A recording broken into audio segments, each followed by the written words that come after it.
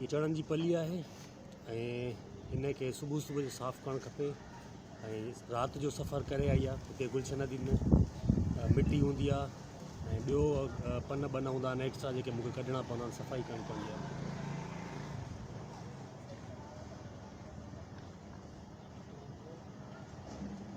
हाणे जिथां जिथां खोलियां थो न उते थोरी गरम आहे, हिन लाइ हिनखे पहिरियों मां खोले रखंदुसि।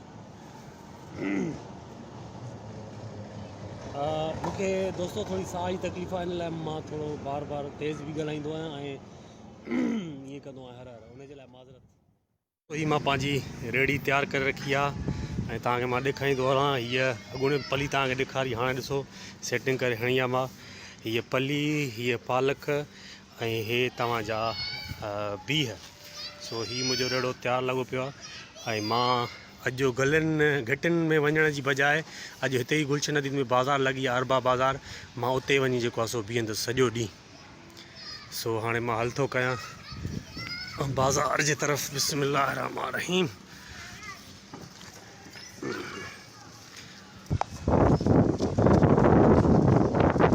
ये गुलशन नदी जो इलाक़ो है दोस्तों।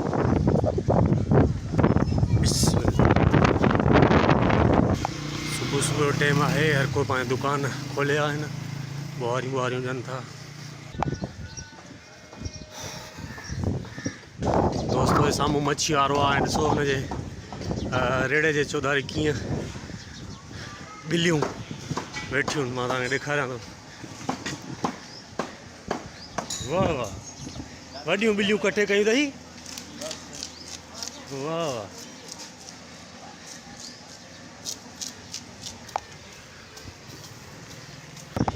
ही साम्हूं हिकिड़ो दोस्त आहे, पकोड़ा वग़ैरह ठाहे थो, पंहिंजो कारोबार करे थो।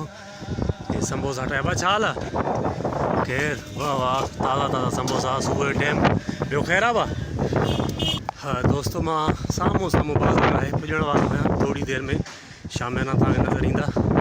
साम्हूं साम्हूं बाज़ार आहे ऐं हर माण्हू रेड़ा, स्टॉल, कपिड़ा, चूड़ियूं, हर आइटम लॻाईंदो आहे। टेबल ॾिसो था कीअं थो खणी वञे छोकिरो, इहो टेबलुनि ते मां लॻाईंदो। हीउ पंहिंजो आमिर भाउ आहे। आमिर ख़ैर आहे? हाए गोभी तो छिले न।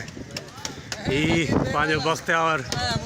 हा ख़ैर ख़ैर, ख़ैरियत ख़ैरियत। ही साईं असां रक्शो आहे, बिलाल नालो रक्शो चवंदा आहियूं प्यारे। हा रमज़ाना, ख़ैरियत। हाए ही असां बाज़ार में पुॼी विया आहियूं।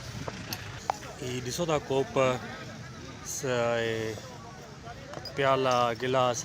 ही दोस्त बि जेको आहे न शिकारपुर जा आहिनि, बुढ़ड़ा आहिनि ज़ात जा, हिते बाज़ार में ही स्टॉल लॻाईंदा आहिनि। ही छोकिरो ॾिसो सब्जी थो हणे। अस्सलाम, ख़ैर आहे? ख़ुशि आहे? ही लौकी हणी विया, करेला ऐं ॿी कहिड़ी सब्जी अथई? भिंडी बि आहे, भिंडी, टमाटा, ॿियो ॿई रेड़ा तुंहिंजा आहिनि? अच्छा सही, ठीकु आहे दोस्तो। मुंहिंजो रेड़ो सेटिंग में अची वियो आहे।